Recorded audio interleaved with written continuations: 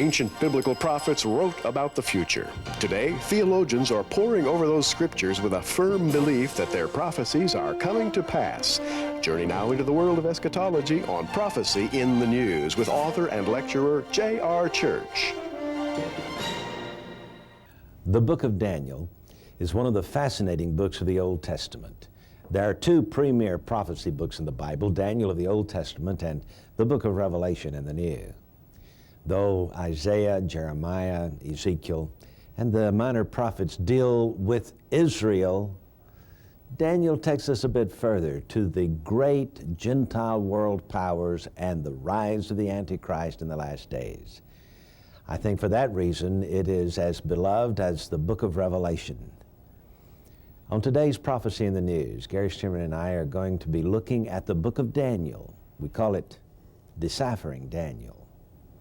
And J.R., speaking of deciphering, we must begin at the end of the book of Daniel. Daniel, chapter 12, verse 4, these words, "But thou, O Daniel, shut up the words and seal the book, even unto the time of the end. Many shall run to and fro, and knowledge shall be increased." Now, we have here a prophecy within a prophecy. What this says is that Daniel is a sealed book until the time of the end. And what's fascinating about this is that if you go back to the 19th century and before and begin to look at the commentaries on Daniel, they focus on history, on linguistics, on aligned matters that don't really deal with end-time prophecies so much. Then as you come into this century, you find that the commentaries on Daniel are focusing on the revealing of the Antichrist, events surrounding the foundation of the nation Israel, and the book is literally opening itself up in this century, leading us to believe that we are indeed in the time of the end. Until 100 years ago, there were no commentaries written of the book of Daniel that we know anything about. But today, of course, there are a lot of commentaries on Daniel. And Gary, when I was a child, the ministers that I sat under talked about Daniel 12 as technology explosion, yes. The explosion of knowledge. You know, we have cars today, airplanes, and color TV, computers. But I rather think that the main focus of that statement, that in the end time knowledge would be increased, deals primarily with the prophecies. You see, God had a method of closing the eyes, the spiritual eyes, of the chosen people, the Jews. They were blinded to the fact that Jesus is the Messiah. And, but in the end time, Jewish eyes will be open. I think this is one of the primary focuses of that chapter. And it's interesting also, Gary, that in Daniel we have the book sealed. In the book of Revelation we have the breaking of the seals. That's correct. And on this term that Daniel uses, many shall run to and fro, the Hebrew word shutit is a word that means literally to run back and forth. And it's the action described by tracing across a line of print on a page. And so we have here the idea of running to and fro across the pages of the Bible and beginning to have knowledge increased in the end times. Over the past 2,000 years of church history, we suffered the Dark Ages, a time when Bibles were locked at the pulpit and the average laity were not allowed to read the Bible. But with the return to the literal interpretation of the Scripture and the Reformation period that has occurred over the past 400 years or so, we have a new love for the Bible experienced and an opening of the book, and everybody has a Bible today, or at least can get a Bible. And I think that's one of the main focuses of that chapter. Well, as we look at the opening pages or the opening verses of the book of Daniel, we find that Daniel prophesied at the beginning of the Babylonian Empire. And on the other hand, John in the book of Revelation prophesies in the height of the Roman Empire. So we have Babylon, Media-Persia, Greece, and Rome, the four great world empires. Daniel introduces them. John closes them, so to speak. And we are now in the last stages of the revived Roman Empire. That's right. So we put a sort of a set of bookends on the times of the Gentiles, opening with Babylon and Nebuchadnezzar and closing with that ruler who comes out of nowhere in the end times, out of the revived Roman Empire, and he rules the whole world. And J.R., I think it's very important to note one thing in the study of Daniel, and that is prior to Nebuchadnezzar, there was a well-developed civilization, and that civilization was a civilization of idolatry for the most part, under Nimrod and those who followed him. And so what Daniel is doing is moving forward right to the time of the reign of Nebuchadnezzar and initiating the times of the Gentiles at that point, which is very important to remember. Here's the opening verse of the book of Daniel. In the 3rd year of the reign of Jehoiakim, king of Judah, came Nebuchadnezzar, king of Babylon, unto Jerusalem and besieged it. Jehoiakim was king in Jerusalem at that time. Gary, fill us in. Jehoiakim, actually, if you go back to 2 Kings chapter 24, verse 1, you read the story. In his days, Nebuchadnezzar, king of Babylon, came up, and Jehoiakim became his servant 3 years. Then he turned and rebelled against him. And the Lord sent against him bands of the Chaldees, and bands of the Assyrians, and bands of the Moabites, and bands of the children of Ammon, and sent them against Judah to destroy it, according to the word of the Lord, which he spake by his servants, the prophets. That's the story in the reign of Jehoiakim. So it had started back in the days, really, of prophet Isaiah and King Hezekiah, when King Hezekiah, in his pride, had invited the leaders of Babylon to come over and see how great Israel was. He boasted, he bragged, he even took them in to see the secret treasures of Israel. And they got the idea that those would look pretty good back in Babylon. In fact, as soon as the delegation from Babylon left, Isaiah came to see the king. Hezekiah, he said, did you show them everything? Oh, yes, I bragged a lot. Well, said Jeremiah, thus saith the Lord, everything you showed them will end up in Babylon, not a nickel. That's paraphrasing there. Not a nickel will be left. And indeed it happened, didn't it? It happened in the reign of Jehoiakim. And J.R., with the death of the royal families of Israel, and with the death, you might say, of the house of David, you turn a little switch in history at that point in time. It's lights out, and it's time for a protracted period known as the times of the Gentiles. Very important to separate in one's mind the history of Israel from the history of the world powers. And at this point in time, suddenly we leave Israeli history. King Jehoiakim is raided, it stops in its tracks, and then what starts is the reign of Nebuchadnezzar. Yes, and fascinating to me, Moses was the one who somehow predicted that this would occur. And it was given in Leviticus chapters 25 and 26 in the Mosaic law concerning the sabbatical years. God told Moses, when you come into the land which I give you, then shall the land keep a Sabbath unto the Lord. 6 years shalt thou sow thy field, 6 years shalt thou prune thy vineyard, and gather in the fruit thereof, but in the 7th year shall be a Sabbath of rest unto the Lord. And God said, if you don't keep the sabbatical year, I will exile you from your land, and let the land lay fallow, let the weeds grow, so that the land will keep its Sabbaths. So either the people keep the Sabbaths or the land will keep the Sabbaths. Well, obviously, this is the one area where the children of Israel failed miserably. They did not keep the sabbatical year. So over a period of 490 years, from the days when Joshua entered and captured the land and divided it out, until the days of the Babylonian captivity, Israel had failed to keep 70 sabbatical years. Every 7th year in the cycle was a sabbatical year. over 490 years. It was now time for God to send them into Babylon for 70 years. And the Chronicles tells us why. Gary? Well, J.R., the Lord levels a charge against the children of Israel in 2 Chronicles 36:21 when he says that the Chaldeans are going to come and slay your people, destroy your temple.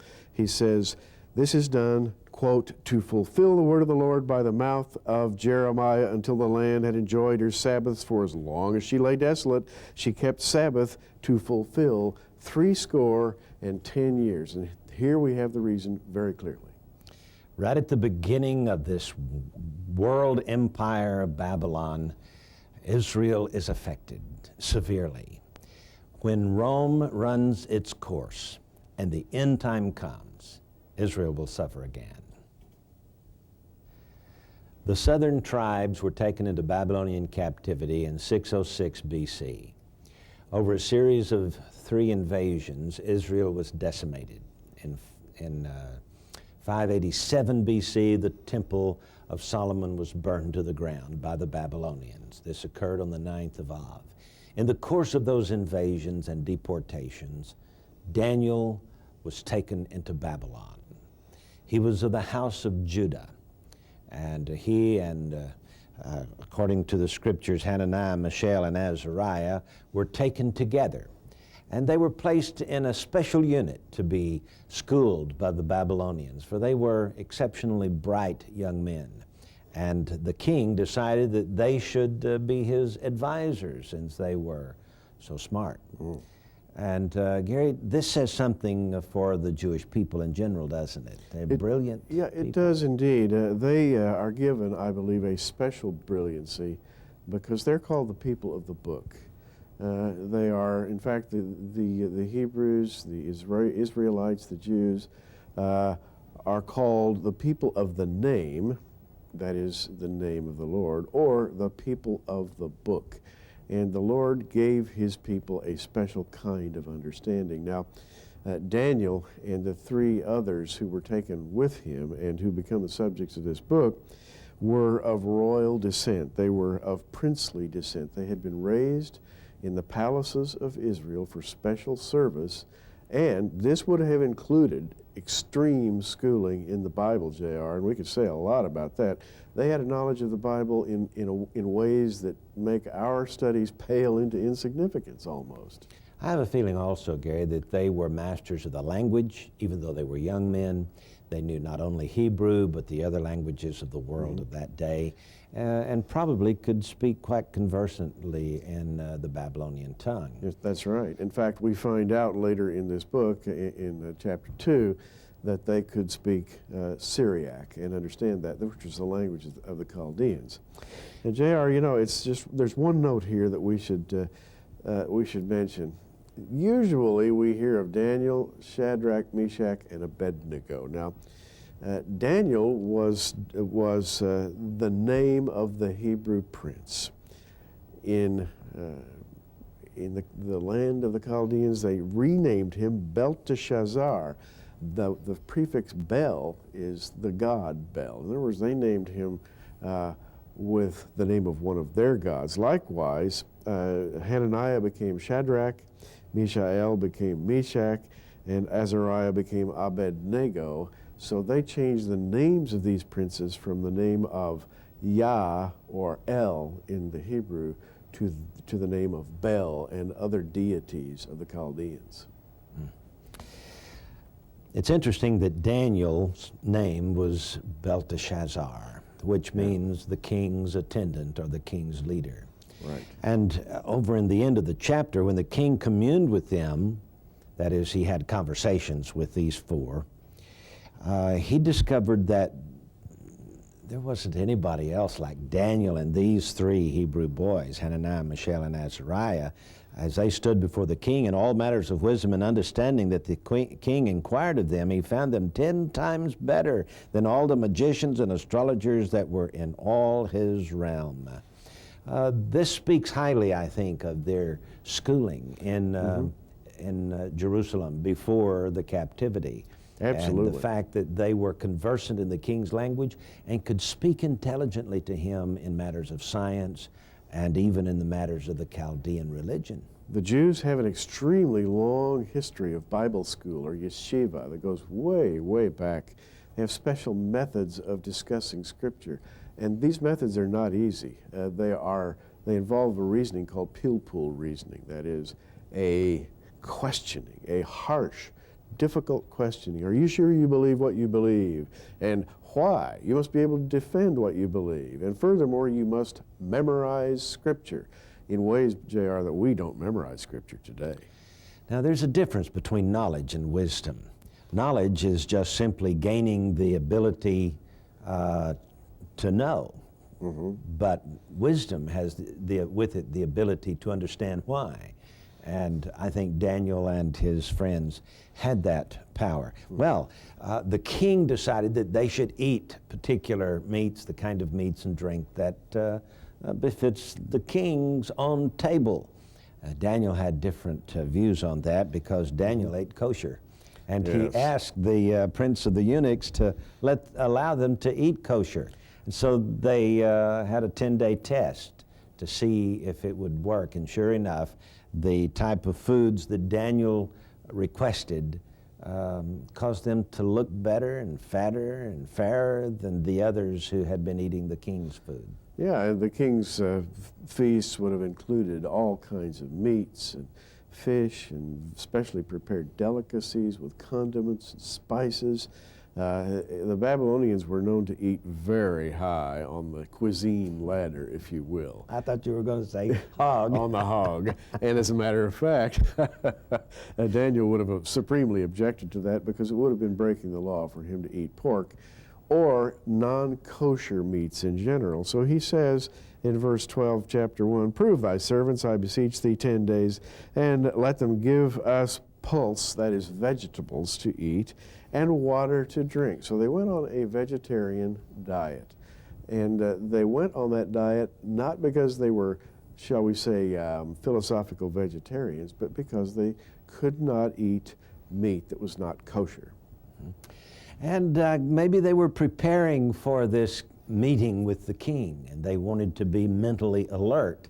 And so they had this special diet, I guess, that helped them mentally to prepare for this time when they would be quizzed by the king. Now, the Babylonian captivity was very important throughout the Old Testament. You'll find this in the writings of the other prophets, and especially of the minor prophets.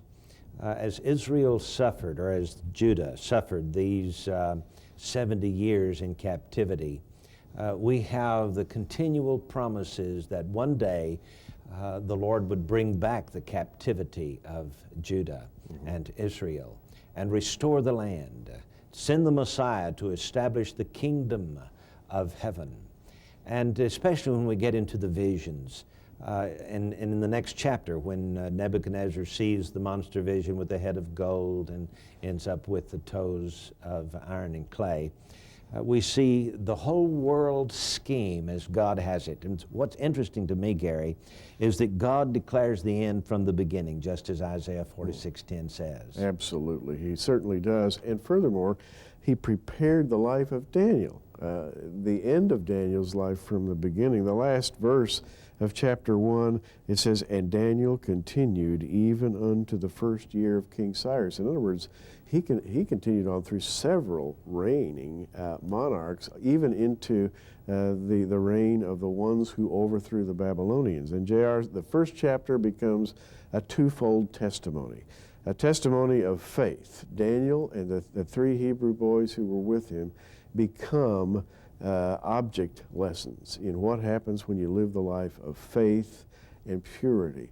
And secondly, it tells us that the Lord specially spiritually gifted these boys for service. So they had faith, they had spiritual gifts, they were obedient, and that sets up then the prophecies that follow. The 12 chapters of Daniel are divided basically into two parts. The first 6 chapters deal with Daniel and the contemporary years in which he lived. But when we get to chapters 7 through 12, we look into the far future, to the end of time, to the second coming of Christ, to the rise of the Antichrist, and the tribulation period. It's going to be a fascinating study as we look into the pages of Daniel. You know, in our series on Revelation, we called it Revealing Revelation. I think we could rightly discuss this one as Deciphering Daniel. Daniel was the most important prophecy of the Old Testament, and for that reason we need to pay special attention to it, Gary. Absolutely. And again, we must remember that this book is specially written to illustrate the times of the Gentiles. Very, very important in understanding New Testament prophecy. This lays it all out, lays the foundation and the groundwork. So we have Daniel prophesying in the kingdoms of Babylon and Media-Persia, 2 of the 4.